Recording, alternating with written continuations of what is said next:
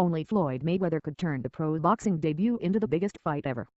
2 years ago, we speculated that Floyd Mayweather was retiring from boxing after matching Rocky Marciano's undefeated record of 49-0 simply as a ruse to make his comeback fight more exciting.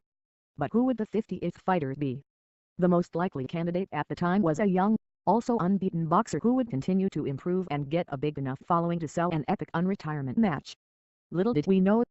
Today, Mayweather begins promotional duties in Los Angeles for that epic 50th fight against Conor McGregor, the mouthy Irish UFC double champion who is leaving the brutality of mixed martial arts for the unlikeliest of cracks at immortality in the boxing ring.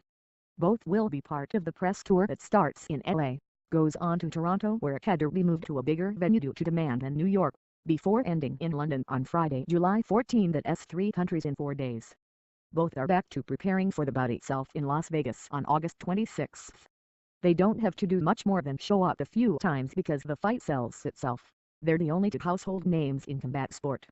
Their bout is expected to generate more than $600 million in revenue in sales of tickets, merchandise, and pay-per-view buys on PAR, with Mayweather's very lucrative and very disappointing matchup against Manny Pacquiao, if not exceeding it.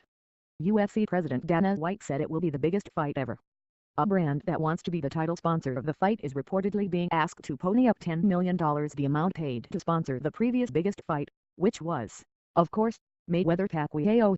What's more incredible is how many people are going to watch, considering how lopsided the contest is expected to be. The last time Mayweather lost in the ring was as an amateur during the semi-finals of the 1996 Atlanta Olympics, and most people agree he was robbed.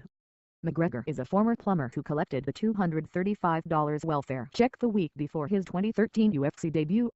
Brilliant in the octagon, he has never had a professional boxing match. Not one. His first will be in the middle of the ring at the MGM Grand against one of the best fighters of all time. When ring announcer Michael Buffer introduces the fighters on August 26, he will have to say that McGregor has no wins, no losses, and no draws. Current odds have the 40-year-old Mayweather as the prohibitive favorite. You have to bet $750 on him to get $100 in winnings. McGregor's odds are about 5-1, though still only slightly longer odds than Brexit and a Trump presidency, for the record. Even McGregor's old trainer at Crumlin Boxing Club in Ireland, where McGregor won some amateur boxing titles as a teen, isn't hoping for a miracle. "I can't see him winning it, but I'll definitely be shouting for him," Phil Sutcliffe said. Mayweather is one of the craftiest boxers of all time. It makes money sense. In boxing sense, it doesn't make any sense. Mayweather, who a decade ago changed his nickname from Pretty Boy Floyd to Money Mayweather, is all about boxing and business sense. In 2006, he split from the promoter Bob Arum, who manages Pacquiao, and took over his business interests for himself. For all his fights since, Mayweather has owned the whole pie. He books the venue, signs deals with broadcasters in 168 territories, and pays all the expenses, such as advertising. He even hires his opponents. In 2011, he made $40 million from one fight and paid his opponent $2 million. Mayweather told the New York Times paywall in 2011 of his business model, "It's never been done. Not in entertainment history. Not in sports history. You see that arena Saturday. It's all Mayweather money. Want a hot dog? Mayweather money. Want a t-shirt? Mayweather money. I need all that." When Mayweather and Pacquiao first started talking about a fight in 2009, Arum called Mayweather delusional for asking for an equal split of revenues. After talks broke down, Pacquiao lost some fights and Mayweather kept on winning. When the fight did happen in 2015, it was split 60-40 in Mayweather's favor. In 2014 and 2015, he was the world's highest paid athlete despite not having any endorsements at all, which is completely unheard of. In 2013, Mayweather left HBO after more than 15 years paywall for U.S. cable rival Showtime because they shared more of the revenue with him.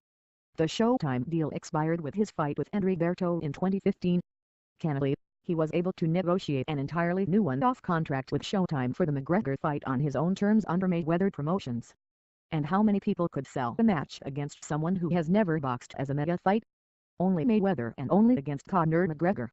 With his loud mouth and his high profile in the world of MMA, a sport that has hoovered up many of boxing's casual fans, McGregor is a bigger draw than anyone in boxing. "Without me, none of this happens," the 27-year-old once said. "I run this whole shit. Everyone in this game does what they're fucking told except for me, and rightly fucking so."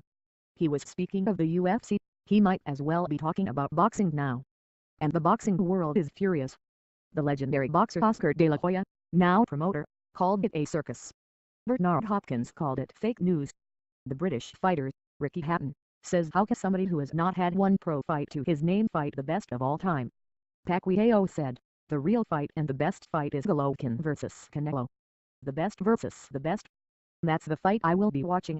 Pacquiao is referring to Saul Canelo Alvarez versus Gennady Golovkin, the middleweight bout promoted by De La Hoya, which takes place 3 weeks after the Mayweather-McGregor fight and the most mouth-watering clash in boxing since Pacquiao fought Mayweather. Now, Golovkin-Canelo has been completely overshadowed by Mayweather's return, where he likely to break Marciano's record and more than a few purists' hearts. Marciano's achievement is one of the most beloved in all of boxing,